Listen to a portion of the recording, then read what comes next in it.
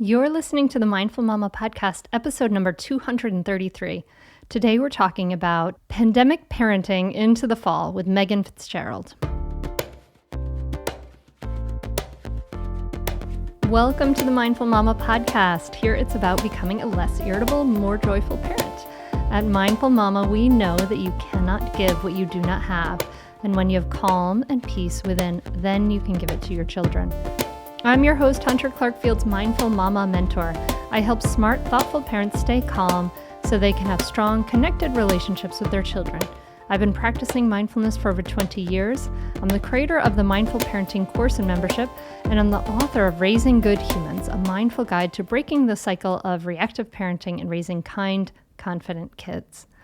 Welcome back. I am so glad you are here today, my friend. I'm so glad to be in your ears. Because if you're anything like me, you have been talking and wondering a lot about what is going to happen or not happen with school this fall. You know, like, will it be safe? What will the schedule be like? Is it half-time, full-time? Are people homeschooling? Like, it's so up in the air. There's so much uncertainty. Really, the only thing that is certain is that it's going to be different, right, with the pandemic. So with my guest today, we talk about this. We talk about what do we do this fall? We're all in this together, and what may be the possibilities of what is going to happen. And my guest today is Megan Fitzgerald, and she, alongside her husband, Brian, are the founders of Tinkergarten. And Megan previously worked as an elementary school principal and as a teacher, as well as a math and science specialist. And now she is the chief learning officer at Tinkergarten. And we talk about how to support kids best in these times, and maybe even broadening our definition of what it means to do school. Like, what does this mean? So, I want you to listen for some important key takeaways. And one is that the outdoors is a safer place for kids to be social and to learn right now, especially little ones. How we can set up our home environments to really optimize independent play. That means play without us, right? So we can actually get something done. And how we can teach kids to manage risks, even the risks of the pandemic, playfully. She has a really awesome tip for helping kids to stay back 6 feet, even little ones. That's really playful. You're going to love it. So I can't wait for you to dive into this episode.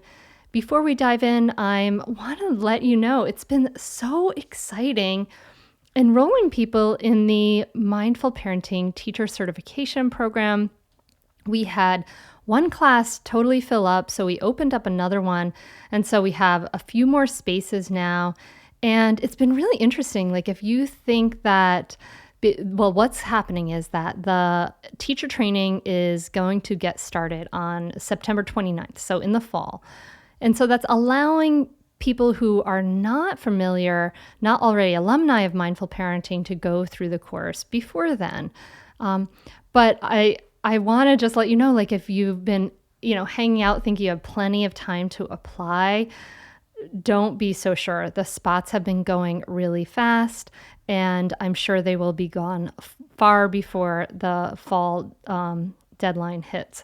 So if you're interested, if you want to teach mindful parenting in person in your community, maybe at your school or at your church or library, or with one-on-one clients, or you just really want to deepen your knowledge for yourself, for your therapy practice, or you may be a social worker, or you're just really passionate about parenting, go learn more. Check it out at mindfulparentingcourse.com/teach.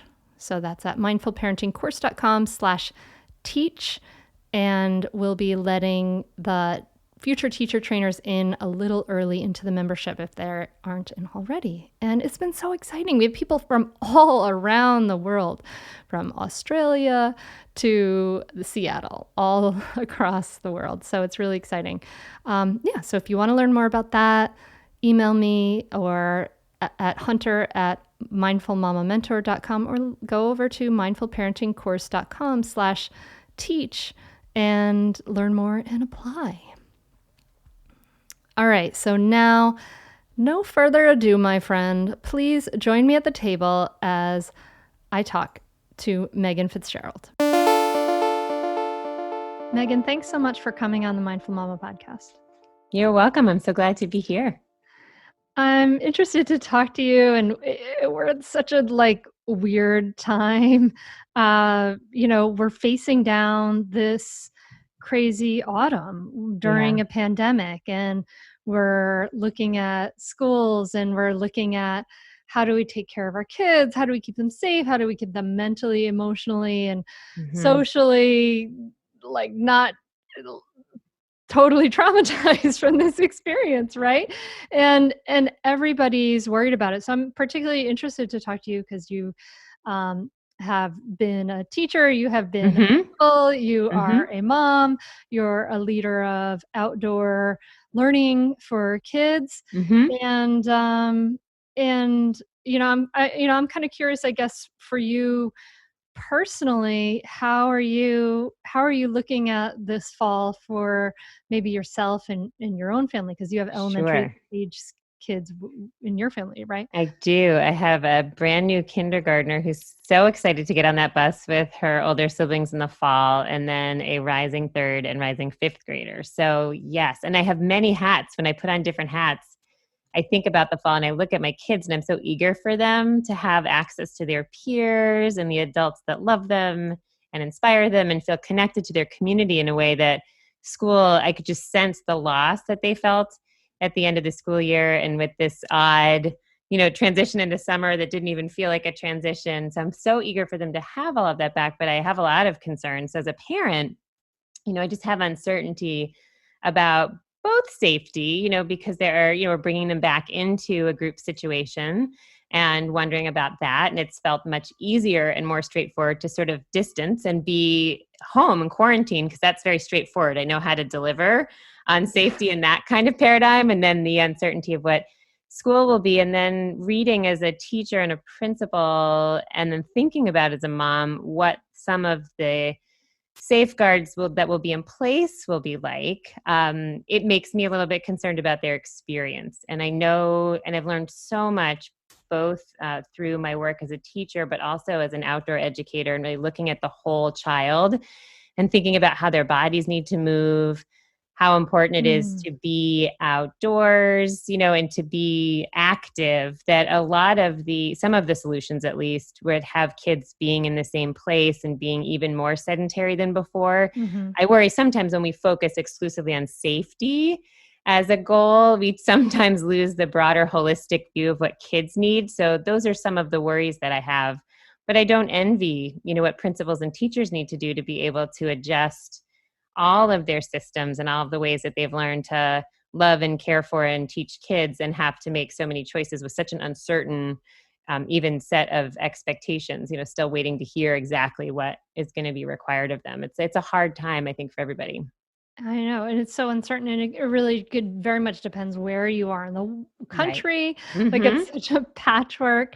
I have a client in Texas, and she's a little worried. She's about the teachers of her kids being maybe out in the bars without masks on, and being in schools where who knows, there's probably going to be a real huge variety of precautions that people are going to take. I mean, I know at our own school, my kids go to an urban school, and they're trying to find a way right now to have half the kids come in at one time. A lot of people are doing. I think that's what fall is probably going to look like for a number of communities. Ours in Amherst, Massachusetts, Western Mass, that's what is most likely to be.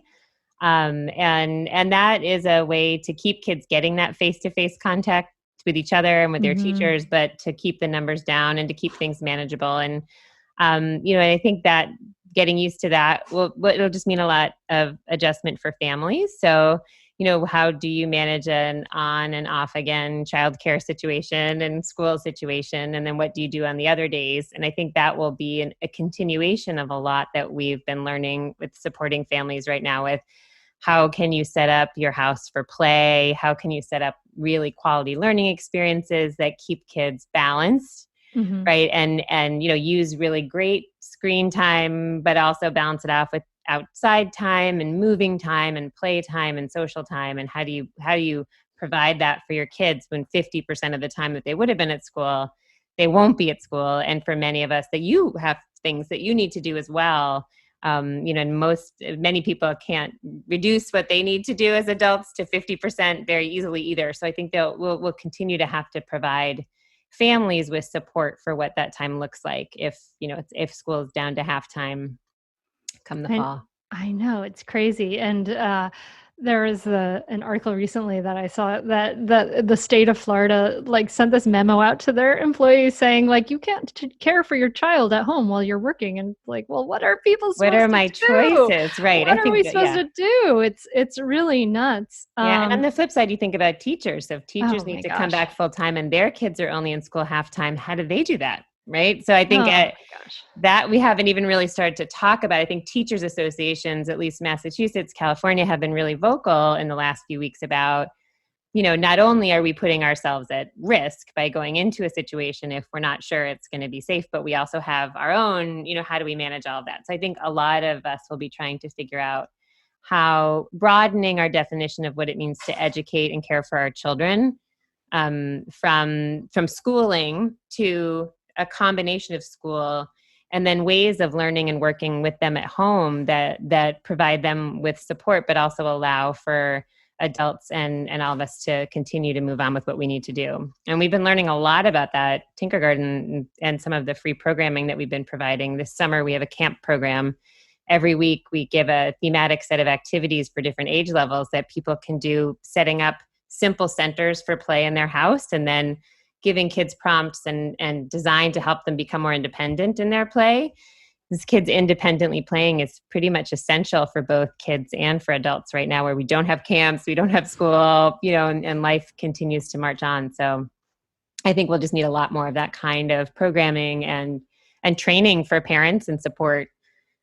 And you mentioned, so of course, and that's amazing that the ability, parents can't think of everything, and to sort of have these sort of like prompts and ideas given to them is such an amazing service. And you mentioned Tinkergarten, which is Mhm. I want you to, of course, Sure. explain what it is, but we also, right, before we dive into that, we also talked about this idea of we're facing the fall, and you teach parents how to teach their kids outside, and this idea of outdoors as a solution to Yeah, possibly taking some curriculum outdoors can be a solution to absolutely. some of the challenges. How could you envision that working? Yeah, well, if I put again my school leader hat back on, not every school, but lots of schools have outdoor space in addition to indoor space, and we know that the outdoors is just safer right now. It's Hmm. safer for virus transmission. It is a safer place. It's easier to get the distance that you need. It's also always been, even before you were in a COVID context, it's better for kids. It's healthier. To be in the fresh air, to be able to move, to have the stimulation of the outdoor environment with its calming effects at the same time, make it a superb classroom, no matter what you're trying to teach. So for all learners, it would be a boost for them to be outside, even if we didn't have a pandemic that we were managing. And what it would do is it would allow schools to sort of double the space that they can create for learning. So more kids could come to school, maintain distance and learn, plus get the benefits of being outdoors. And at least, if you think about the Northeast, that would become more challenging when the winter months come on. But you could have marvelous learning experiences under tents or yurts, or we could get creative. You could be outside nearly every day, taking the learning that you're doing and bringing it outside. And I truly believe we'd see outsized benefits, not just the fact that we could bring more kids back or feel comfort that kids are learning together with a lower risk than when they're in the indoor environments where the risk is just so much higher. I imagine there's going to be a bunch of parents who just don't want to send their kids back to school, and there's going to be a big boost in people doing homeschooling. Have you heard people talking about that? Absolutely. I mean, I'm hearing it on a local level. I'm hearing it in our community. We have a very large, we have couple thousand teachers who teach for Tinkergarten around the country and are in all 50 states. And then they have their communities. So a lot of dialogue around that among our community, but also we have a Facebook group that's now over 10,000 people. We launched when COVID started, called Outdoors All For, people sharing ideas and support for each other. And there's discussion about that too, just people uncertainty. And so I think people who have that ability to make that choice may make that choice. I think there will be many children for whom it's, is a privilege to be able to make that Oh choice. yeah, for But sure. I Yeah. think there will be families who have that flexibility who might make choice. I've also already been asked by a couple of different people to participate in co-op Mm. homeschool. So being able to take turns and share. And I think people are approaching the summer that way with camps, co-op camps or pod camps as they're Mm. called, kind of joining a group of families together, kind of sharing the risk of being now part of a broader bubble and bringing in a teacher to teach the kids or lead camp. And I think that's a model that could really help, maybe either during that halftime when you're not in school, or if school just feels like it's either going to be unsafe or not as productive and supportive of kids, that families could easily decide was a better option. It's interesting. My kids personally are dying to go back to school. They have a Yeah. wonderful school. Their school is urban. They actually don't have very much outdoor space. They have a kind of a parking lot. Mm-hmm. but but with my own kids, they when they were little, we spent a lot of time outside. Our house is kind of like in this little quarter-acre property that's like in the middle of like a forest. I must have like 40 trees on the Oh. quarter acre. And we have across the street from us a little path into the woods.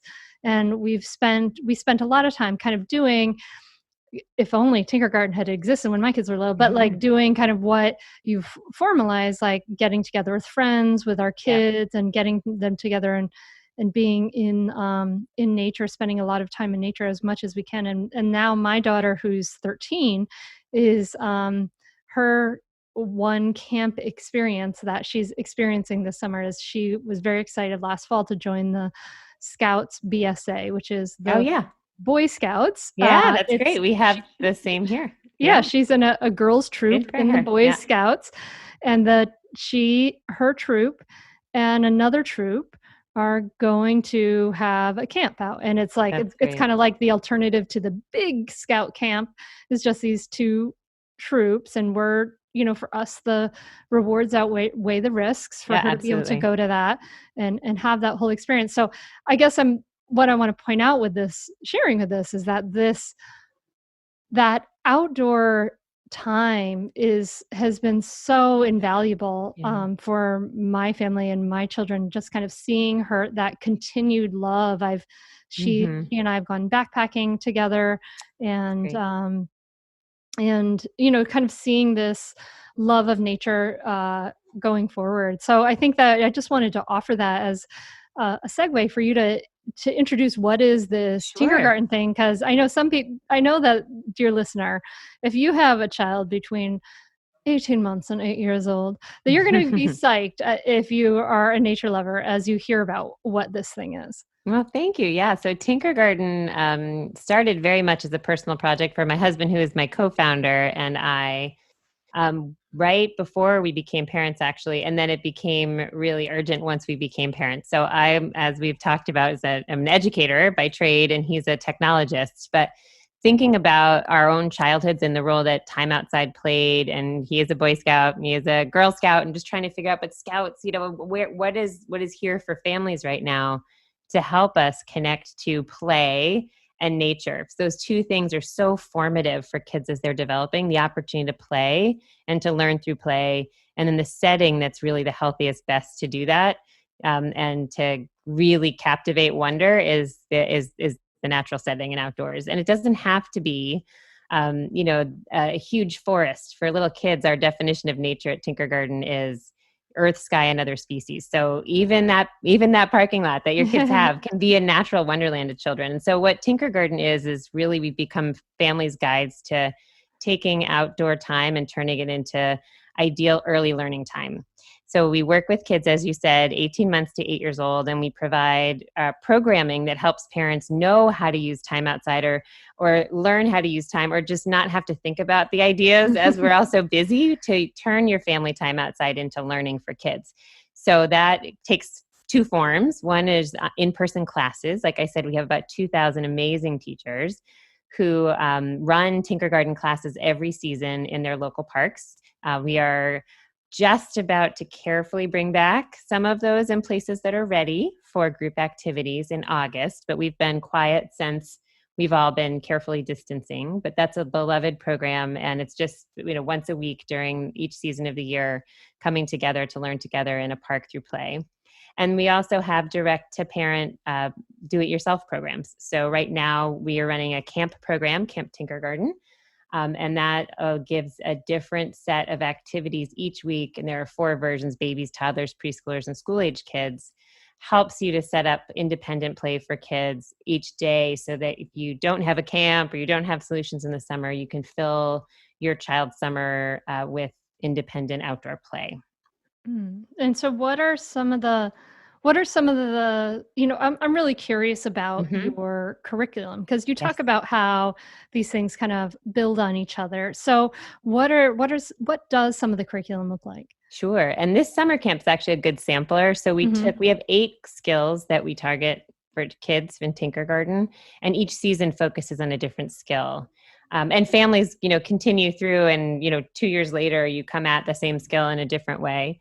But each week of camp is focusing on a different skill. So this week is focusing on focus, actually, and executive function, the ability to really, have self-control and stay focused on task, and how that develops from infancy through school age.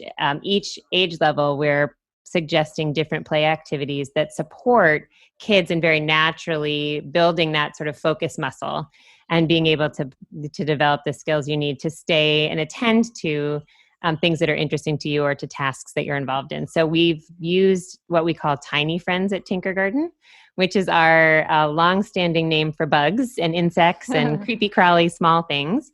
So it's also a lesson in empathy, as we learn to discover, love, and care for and observe tiny friends. So we have a whole downloadable PDF, and it's a free program, Camp Tinkergarten. So anyone can sign up for it, and we'll deliver to your inbox a week's worth of activities for each age group.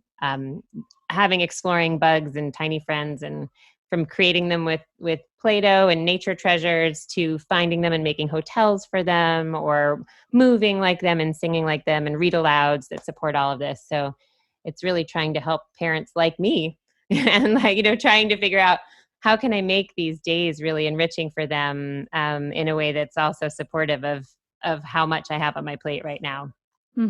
Yeah. So I love that it really does support independent play, and it's not like there's right answers and wrong answers, and this is really what kids need, are like, it sounds like it's like a prompt to just Hmm. help kids own imagination and Yes. creativity really go with it. Yes, and creativity is our skill that we're actually going to be focusing on this season as we reopen.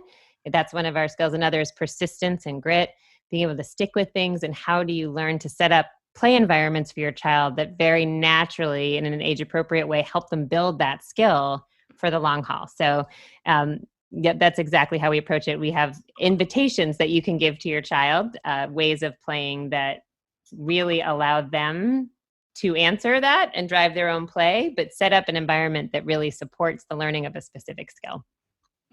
So when you think about the environment, what kind of environment are you kind of Yeah. envisioning for parents, or what are you suggesting for how parents can shape or alter their environment, and what can they focus on to make it more enriching and creative and playful? Absolutely. Actually, we're about to launch, and it'll be about 2 weeks when it's ready, something we're calling independent play training. So we have sleep training, we have potty training, and entire sections of the bookstore dedicated to this. But there isn't really a sense of independent play training for kids and families. But we've really learned a lot working we've had about 250,000 families participate in Tinkergarten since it started. So we've learned a lot about how to support the adults at not only this 1 hour and 15 minutes when we're facilitating things in class, but how do you bring that home and really make this work at home? So we're very excited for this. But when we think about environment, we think about two things. We think about the literal environment of where you're playing, but we also think about the materials that you choose to give to kids, and whatever question you ask or story you read or narrative that you give is also part of that environment. So when you set those three things up together, you really give an invitation that kids can't refuse. And you also, if you do it in the right way, set it up so kids know it's theirs to run with, and they're not looking to you to do or to lead. You can be a supporter, you can be a guide, but you're actually giving it to them to run with. And that's when we see play stick and last, and kids get into those states of flow that you've seen it, but you're not sure how it happened, and not to say anything or get involved. But those are the things we would love for families to be able to do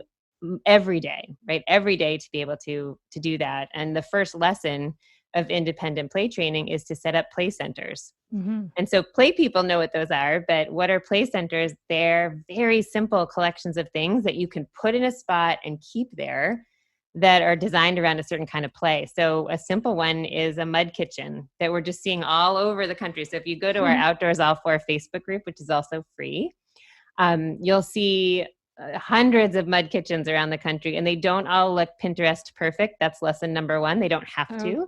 Okay. Mine is we just took our old recycling bins, turned them over, took an old board and put a bowl on top. So it's a counter, it's a sink. And then we just rummage through kitchen. We've gone to, old garage sales and things. I'll grab any muffin tin I can find, an old spoon. And and then you have sticks and dirt and everything else that's out there.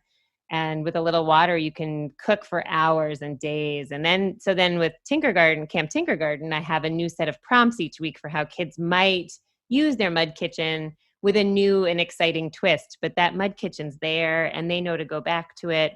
And it's it's all very much theirs to play with their way. And it's a space that's just for them. So that's one example of how just with the things we already have at home, you can change your environment in a way that invites lasting play that doesn't require your constant involvement and prompting. I'd say definitely do it. It's really helpful. It will change your relationship with your kids for the better. It will help you communicate better. And I'd say communicate better as a person, as a wife, as a spouse. It's been really a positive influence in our lives. So definitely do it. I'd say definitely do it. It's so worth it. The money really is inconsequential when you get so much benefit from being a better parent to your children and feeling like you're connecting more with them and not feeling like you're yelling all the time or you're like, why isn't things working? I would say definitely do it. It's so worth it. It'll change you. No matter what age someone's child is, it's a great opportunity for personal growth and it's a great investment in someone's family. I'm very thankful I had this. You can continue in your old habits that aren't working, or you can learn some new tools and gain some perspective to shift everything in your parenting. Are you frustrated by parenting? Do you listen to the experts and try all the tips and strategies, but you're just not seeing the results that you want? Or are you lost as to where to start? Does it all seem so overwhelming with too much to learn? Are you yearning for a community of people who get it, who also don't want to threaten and punish to create cooperation? Hi, I'm Hunter Clark-Fields, and if you answered yes to any of these questions, I want you to seriously consider the Mindful Parenting membership. You'll be joining hundreds of members who have discovered the path of mindful parenting and now have confidence and clarity in their parenting. This isn't just another parenting class. This is an opportunity to really discover your unique, lasting relationship, not only with your children, but with yourself. It will translate into lasting, connected relationships, not only with your children, but your partner too. Let me change your life. Go to mindfulparentingcourse.com to add your name to the waitlist, so you will be the first to be notified when I open the membership for enrollment. I look forward to seeing you on the inside. mindfulparentingcourse.com.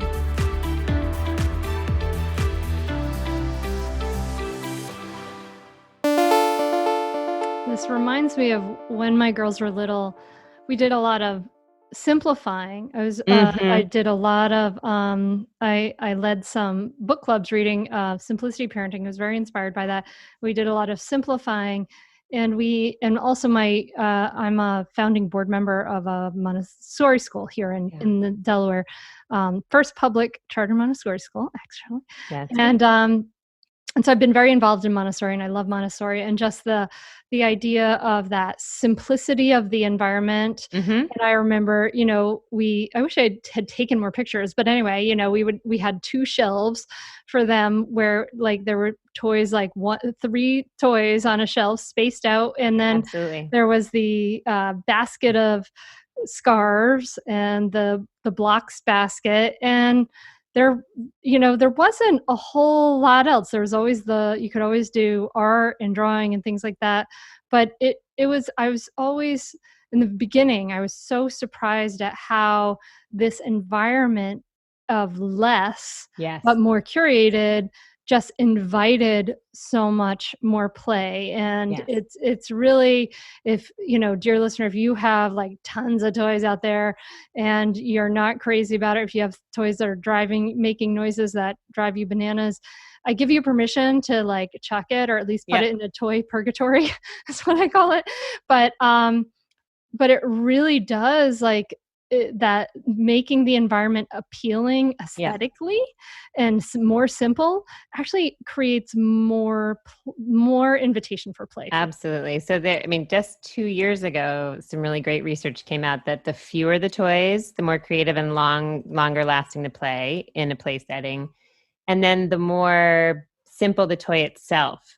So a simpler toy allows for many more uses than a toy that is either purpose-built or very specific in its use, or highly developed in what it tells your imagination it's supposed to be, which is partly why I love the outdoors, because you have all of these simple but varied objects like sticks and rocks and dirt and logs and so leaves of all different shapes and colors and sizes. And but even in your home, like you're saying, to limit the number of toys is to increase the creative potential for play in that space. And what I love about Montessori as well is that everything is within kids' reach. Those 2 shelves you had were designed for their access, right? And so kids know that. And part of creating these play centers is playing off that same idea that this is all within your reach. And I'm saying to you and giving you permission to use all of these objects just like a 4-year-old.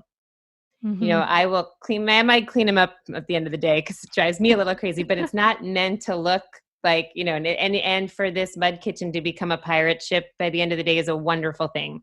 So also to follow children's lead with where they want to take the play in those places. That's what's wonderful about a simple setting is it's much less limited, the possibilities that you have as a child. Do you know any of the research on like unstructured imaginative play for kids? Because it's incredibly important for kids. It is incredibly important. And there's a spectrum. There's a spectrum of play, which has been exciting. There's a lot of play research that came out just last year. I was at the Lego has an idea conference every year in Billund, Denmark, where they bring together experts and practitioners in play from all around the world. And unfortunately this year, it had to be canceled. But 2 years ago, several of the people that did a lot of research on the play spectrum, and it's published by the Lego Foundation, their research, it's wonderful, helps us to see it on a spectrum, see games, see more organized play, even see sports on a spectrum, but needing the balance of unstructured independent time and guided play from parent in the middle, also really important. Having those moments where you set up, you can leapfrog ideas and feed kids' interests and support their play in moments, but kids really do need a good bit of time to play on their own, to pursue their interests, to problem solve, and to iterate, on their ideas. That all that magic happens when there isn't the structure of an activity or the boundaries of expectations, for kids. Yeah. And I think that's so true, especially in those early childhood and elementary years. And now I'm seeing kind of the reverse. Now that my kids are 10 and 13, they want they kind of need some of those boundaries and structure a little bit more. I wish they would play with tiny friends, make tiny friends houses, but they're not into that anymore, sadly. Yeah. Well, I started out as a middle school teacher. And I think what was interesting for me is that they will show their playfulness when they go to learn something new. Mm. I think if you give a lot of that time to play with your really hands-on, play with objects, and that in these early years when it's so important, that's how your brain is wiring itself later on when you get to play with ideas. You're much more ready to take risks and be playful when you're trying to, I was a math teacher. So, the kids who really felt flexible to think and play and try things, those were that you can see it come out then as they're trying to learn new things when they've had that base for really being playful, then being able to think playfully later. I think there's a lot of exciting connections there. Yeah, I couldn't agree more. So, so talk to us a little bit about outdoors. Yes. I know that, I mean, I'm personally an outdoors lover, but I know that a lot of parents and maybe, the listener, you may be worried about other things like ticks and, I mean, my father has Lyme disease, so I really know firsthand the challenges of it. But, uh, tell us about why outdoors is so important for little kids, and then I'd love to hear about the outdoor curriculum that you do too. Sure. So outdoors are important really across every domain of development for little kids, but they're also equally important for us. And I only say that at the beginning because Yes. we sometimes forget that. So especially where there's a self-care component to spending time outdoors with your kids, you're sort of, as we say at Tinkergarten, feeding two birds with one scone rather than, is that you're able to be getting some of the same benefits. So there's a lot of mental health and calming and lowering of anxiety right now. Our children are really feeling a lot of the anxiety that we're feeling and that the broader world is bringing upon us and this situation. So I think that time spent outside, lowering that anxiety, the fresh air, the physical activity that just is inherent, and the physical challenges that come with being outside that for a young learner are just built in. So the terrain is uneven, the objects are readily available, they have really wonderful sensory qualities. So your smells, even your tastes, your feels, your sights are so both exciting and ever changing, but also inherently calming. So we are calmed by outdoor settings. There's research that even just seeing a picture of a natural setting will help both attention and anxiety attention to be focused and anxiety be reduced. And that even carries over into learning settings. So people have performed better on learning tasks just from being near a window or being able to see natural settings, which is fascinating. But there is this sense that then for me as a teacher, when I used to teach in a school setting and I would take my students outside, it really leveled the playing field for my students. And I taught anywhere from 4th to 8th grade. And then I was an elementary school principal and watched it with classrooms that I would observe. And I'm a real advocate for that because it's both stimulating and wakes you up, but it also calms you down. And if you've spent time in a classroom or if you've been a teacher, I would have done anything to give that combination to many of my students, to be able to calm their bodies and to wake them up at the same time, like get them excited and engaged, but also really being able to, I think a lot of that has to come down with the sensory system. Yeah. And our sensory systems are so oriented now around sight, especially in a screen world where we're just looking and looking and looking and hearing a little bit, but really looking and not having the physical experience of the other senses beyond even the 5 that we think about, being able to move our inner ear and have our big muscles and joints get the feedback they need. Those 2 different senses just described there really help our brains to focus and help us integrate sensory information. So even what we're learning while we're on screen isn't coming in the same way because we haven't moved and we haven't, given our bodies the feedback. But you go outside, you have to, move your body, you naturally get stimulated the kind of activities you do. So there's so many reasons to take kids outside. And right now it's healthier, it's safer. And I think that's a really big reason to be outside as much as you can. Yeah. Yeah. I I love it. I wish I remember reading about when my daughters were little. They were starting to do the in Germany and a couple other places, Yeah. sort of the completely outdoor Mm-hmm. kindergartens for kids, where they Yeah. and this is definitely a very privileged kind of thing because you would have to buy. Actually, I had a friend who did it and had to buy like intensive Mm-hmm. outdoor gear for her child to be outside in Maine in the winter to Mm-hmm. do this kind of outdoor school.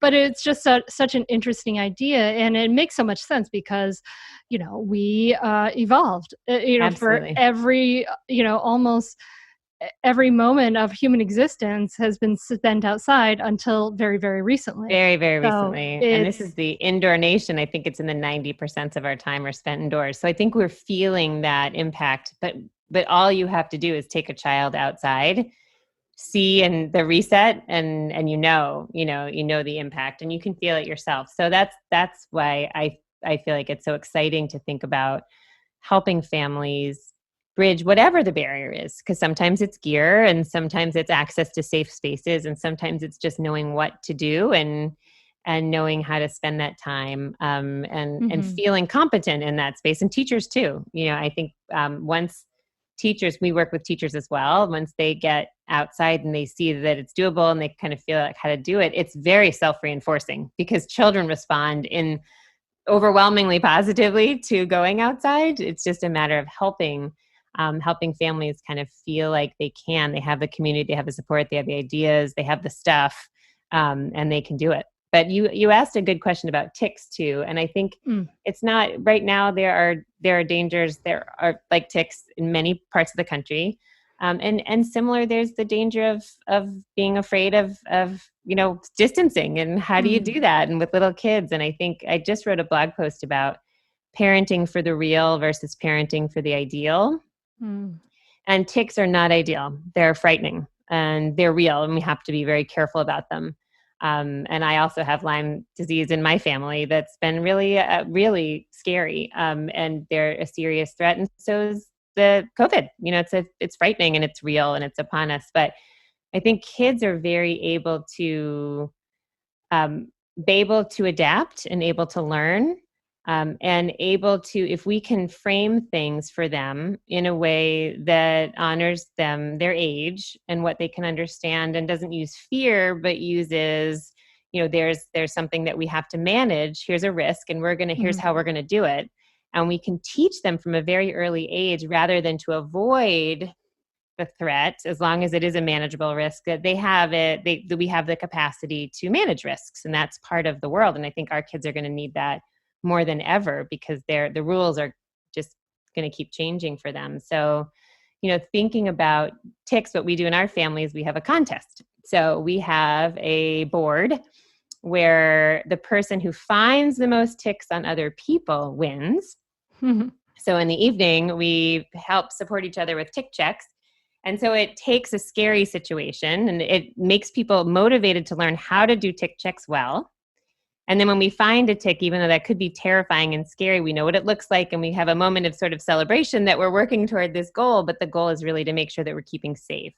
And we also dress so we make sure that we can see ticks when we're going into areas where we know are tick heavy. So I want my kids to be armed with understanding and knowledge and not fear, but this sense of, okay, this is how I handle a situation that is not ideal, and I think COVID's very similar. Rather than scaring kids, saying we want to keep our friends safe, so give them a really good reason, then give them some really fun ways to remind them to be, keep that 6-foot bubble as best they can. And at Tinkergarten, we learned to play like lobsters. Play Because like lobsters. we play like lobsters, and we put our claws up because lobsters are one of the only animals that moves really fast backwards. And that's what they're great at. So they're great at zooming backwards. There's a great Wild Kratts episode all about it. And I was watching that with my kids and thinking, this is perfect for social distancing because it's a little reminder to do a lobster walk, take a few steps back, and it's not shaming and it's not, oh no, you're too close. The part of your parent brain that wants to make sure kids are doing the right thing. It's a little fun reminder, and we practice it all the time. And, my kids will even be like, oh yeah, and all I have to do now is show my claws and I don't have to say anything. And they're like, right. I'll move back a little bit. So we use that in our classes, and we'll be using that as we come back, to help when kids are getting a little closer than they should be, but still able to play together. So I think it's really how you approach it and how you think about this moment is rather than keeping kids precious necessarily and preserving what would be ideal, but rather preparing them for what's real and what's happening as best you can. I really like that. Preparing them for what's real. I mean, because the truth is, there's risks both ways. If our Absolutely. kids are not socializing with any other kids for, you know, 4 Absolutely. months, 6 months, 8 months, a year, like if that just keeps going and going and going, that has some real emotional, mental, physical risks. Yes. And if we can teach them how to be real about it and manage that risk. I love the lobster thing. I'm gonna have to. Yeah, we have a little video. I'll email Okay. it to you, but it's a really fun video just to help families even see. And you can see how much fun it is to do that. It's a joyful moment, and it's a really lovely thing to keep care for others. I mean, this moment of, I think it's very hard for people to wrap their head around telling a little person not to go hug, another friend, and that is very difficult. It's not how they're wired, but in this particular context, if you can help support them with this idea of a bubble and loving each other and kind of getting space and playing like lobsters and giving them ways to do that, kids can learn. They need reminders because they don't have the impulse control that we have, but you remind them enough, they've got fantastic muscle memory and they love to play. So if you make it playful and you give them a really loving reason and reinforce that, and they really can respond. And then you still have some risk you're taking on, but the risk of the loss of time outside and time with friends is certain. Like they are going to suffer that. So if you can manage the other risk, it seems like a much better thing for kids in the end.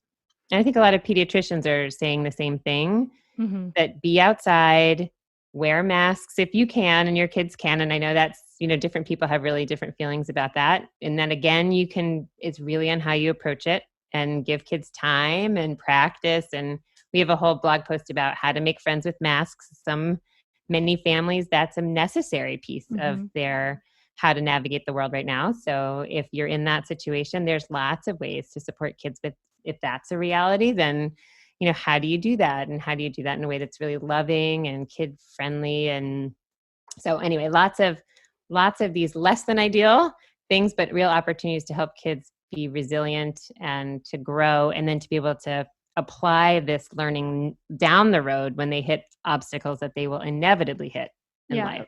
Yeah, you're basically teaching them everything is figure outable, to steal the phrase from Marie Forleo. I love that phrase. Like everything is figure outable. We can do this. We don't have to be driven by fear. We can figure out how to manage this risk. You also talk about, you talk to us a little bit about how we can practice social distancing at home.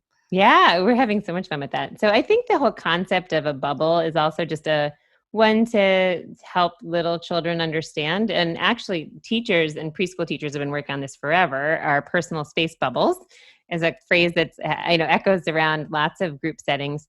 But that space bubble tends to be somewhere around 2 feet to 4 feet, right? So we have to make that a little bit bigger than usual.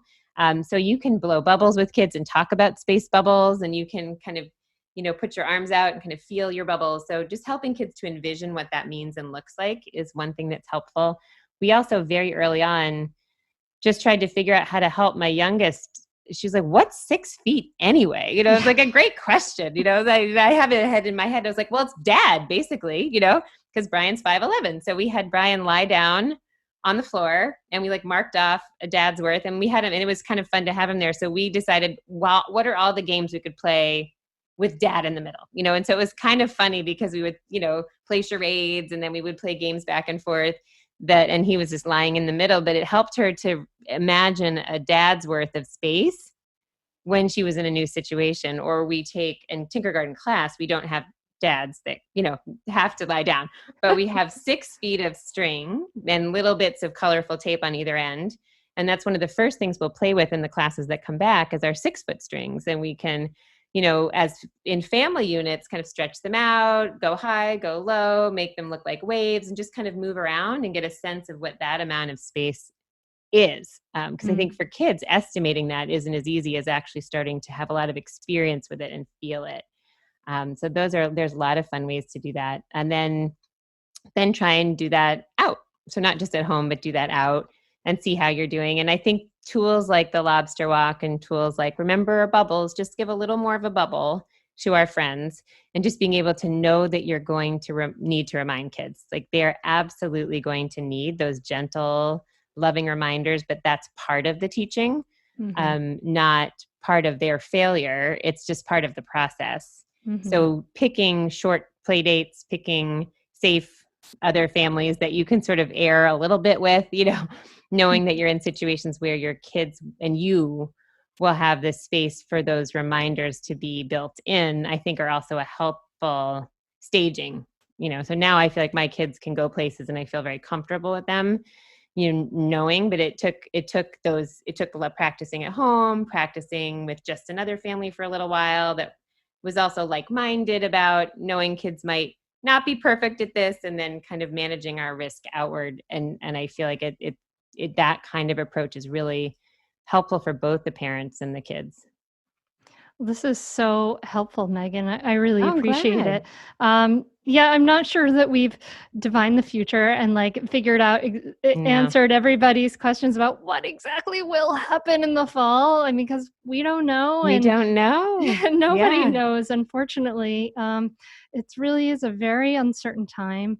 But I think that this approach and attitude that you offer, which is about playfulness, about capability, about Absolutely. we can figure it out, is really the approach that we need to take this fall. We're all agree. going to have challenges. I mean, some of us more than others, depending on our situation.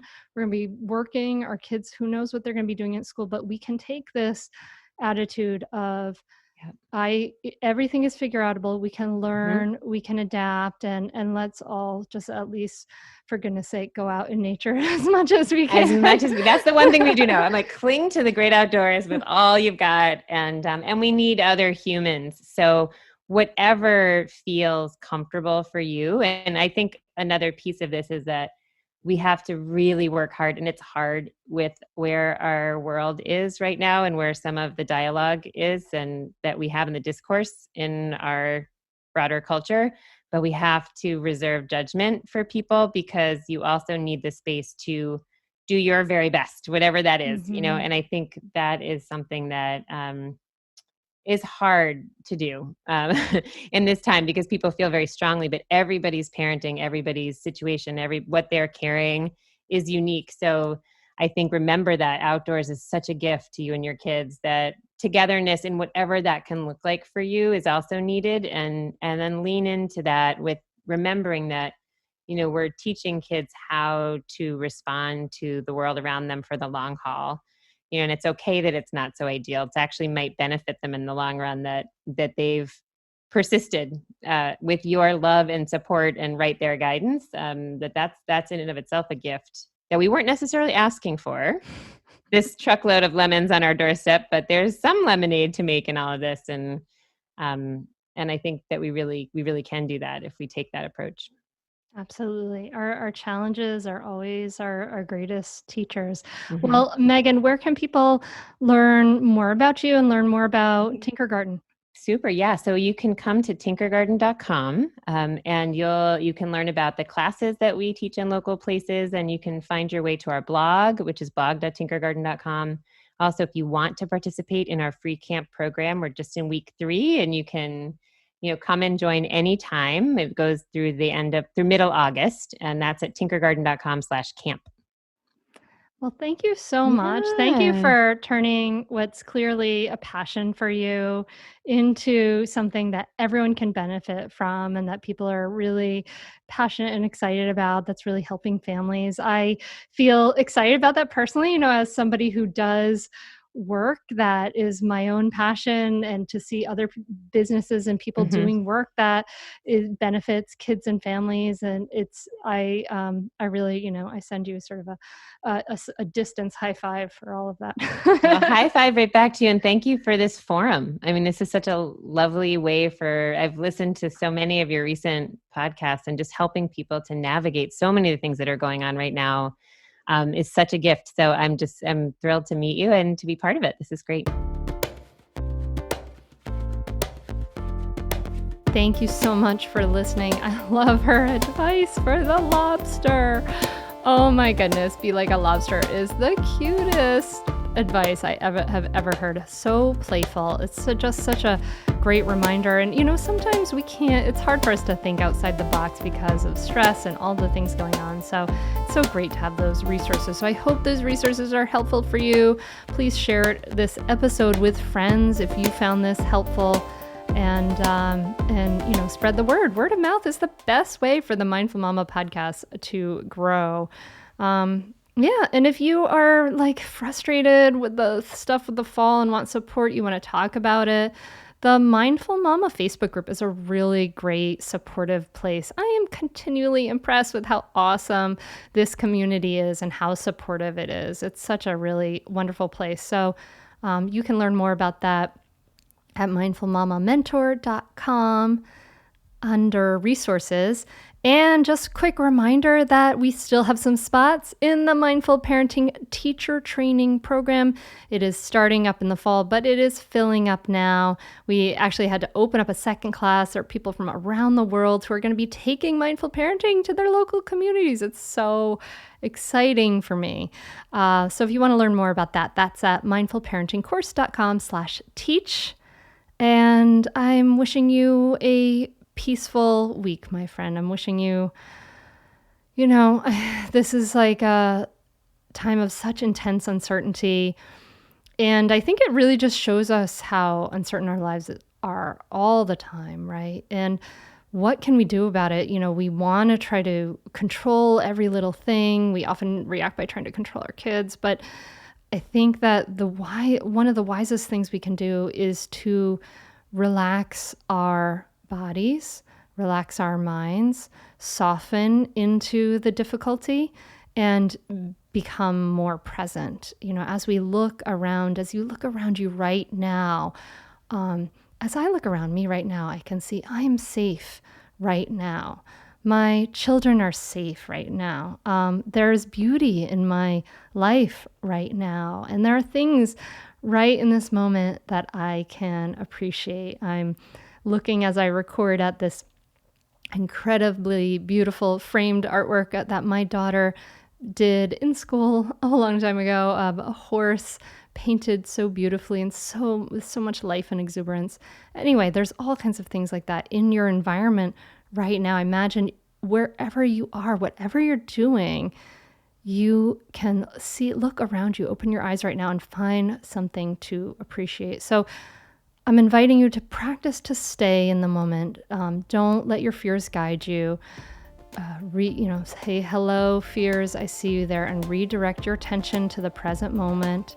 Soften and relax your body and mind, and you'll be more able to handle all the changes and difficulties with a relaxed, less reactive mind.